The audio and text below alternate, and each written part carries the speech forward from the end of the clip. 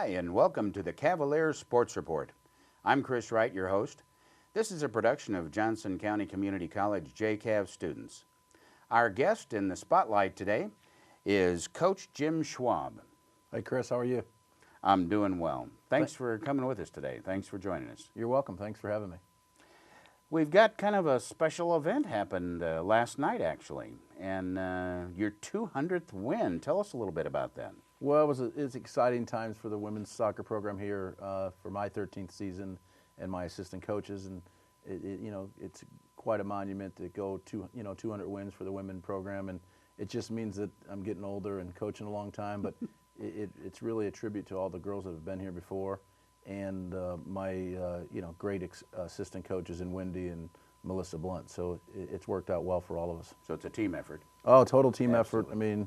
But this isn't your first trip to the rodeo. This isn't your first team. No, I coached the men's team here at Johnson County before that. Yeah, I coached. How'd you do then? I took over for Dan Daly and coached the men's for almost 11 or 12 years, and we had some success there too. And again, it's team effort. I mean, I think with the athletic department, Carl, Jim, and the secretaries, they give us all the tools that we need to be successful. And as coaches, all you can do is, recruit good players and hire good assistants and make everybody's got to be working at the same pace and keeping the boat going. Yeah. Everybody with oars in the water. Hey, something has to make this face look good, so, that's about it.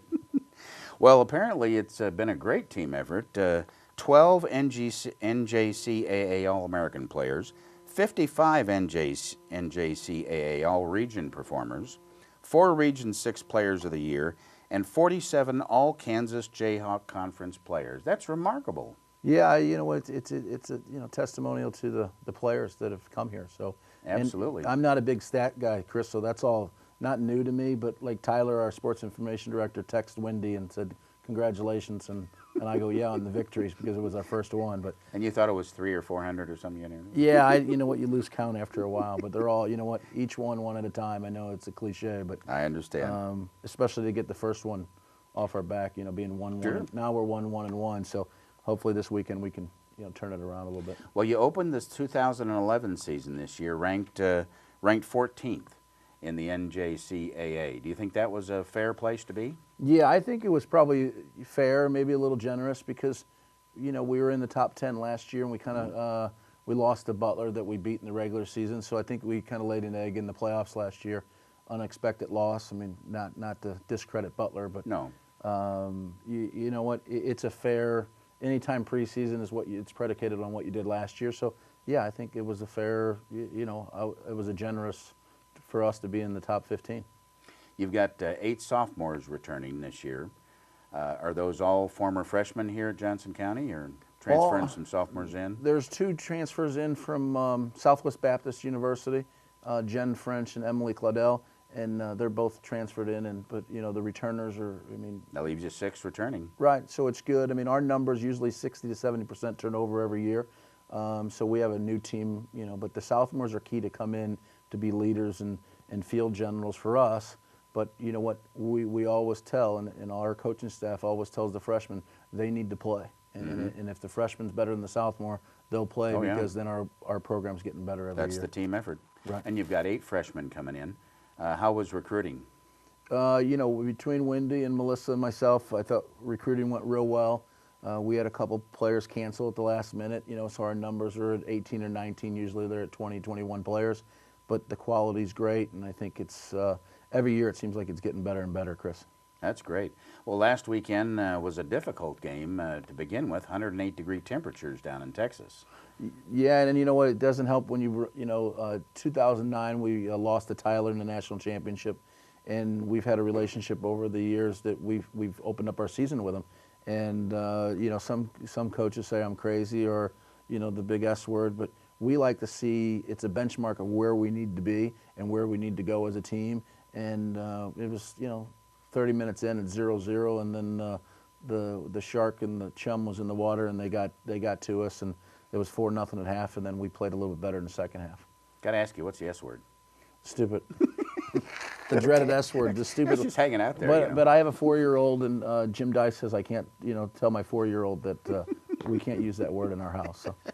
Can't use stupid in that. No, there's a lot of other words you can use, but not stupid. So, Boy, last weekend sounded like a heck of a game for keeper Emma Crenshaw. She just did a heck of a job. Second half of the first game and played the whole second game, and something like what was that? 19 saves in 3 periods. That's great. You know what? She played well and bailed us out of a lot of hot water. I think between Emma Crenshaw and Jessie Jacobs this year, we have a tandem of good goalkeeping. You know, it's not that Jessie played bad, but she was under, you know, duress in the Tyler game. But to have somebody come in at halftime like Emma did is crucial, and then everybody's playing a key role between Jessie and Emma. It's nice to have that luxury as a coach to have 2 good goalkeepers. Excellent, yeah. Trade them off, keep them fresh. Right. That's great. Okay, the and last weekend lost the first one, but managed to hang on in the second one and not score, let the other team not score. Ended in a tie, which is kind of a, you know, rather have a win, but a tie will do. Right. We were up 1-0 in the beginning of the first half, and then they tied it, and then we went in. You know, here's another thing: is it wasn't hot enough at being 108 on Sunday that we needed to play a little overtime in Dallas. So we got our money's worth. We set that trip up, 1 for the girls for a bonding experience, 2 and to get good competition, and we did that. I mean, we would like to come away with better results, but that wasn't the case. But they rebounded yesterday with a victory against Cloud, so that was, you know, conference win is always important. Tell me about that victory last night. Well, again, the temperature's up over 100 degrees in Concordia. We drove down with we chose charter bus down to Concordia, got in, and get warmed up well in the heat. And you know what?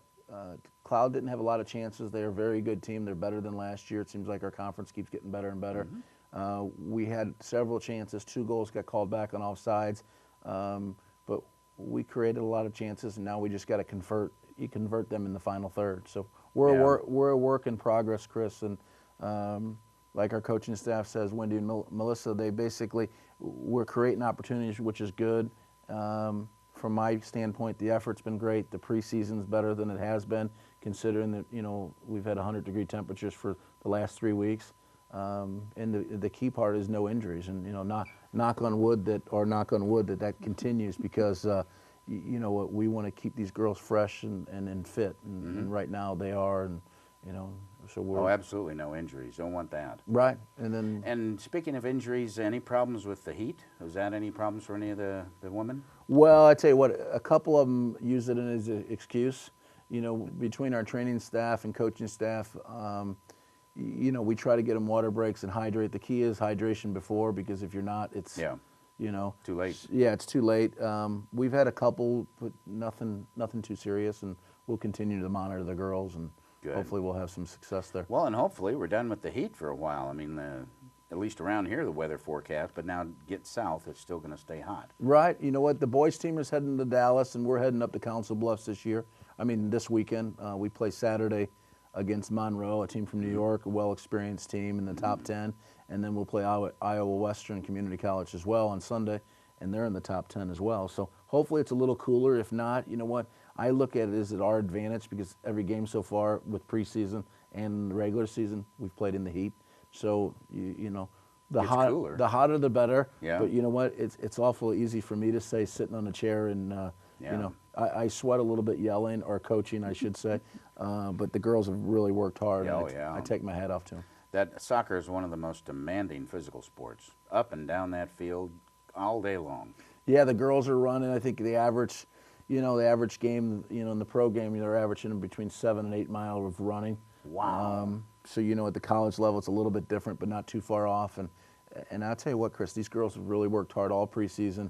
And, you know, if we can stay healthy and fit, like I said before, I really like us going forward. Oh, absolutely. I think your prospects look real good compared to the competition, and the fact that you're going to be playing against some other teams that are from way out of state, and maybe a high caliber, and you always improve your game that way. And that's one of the key components here for our success, or I say our success as a program at the soccer. Our resources here at the community college exceed a lot of other schools in our athletic department and the school backing. Johnson County really gives us an opportunity to see the best competition in the country. And I'll be honest with you, with our reputation and the way we do things around here, a lot of people like to play us. And you know what, we're not scared to go play people, and it shows around the country.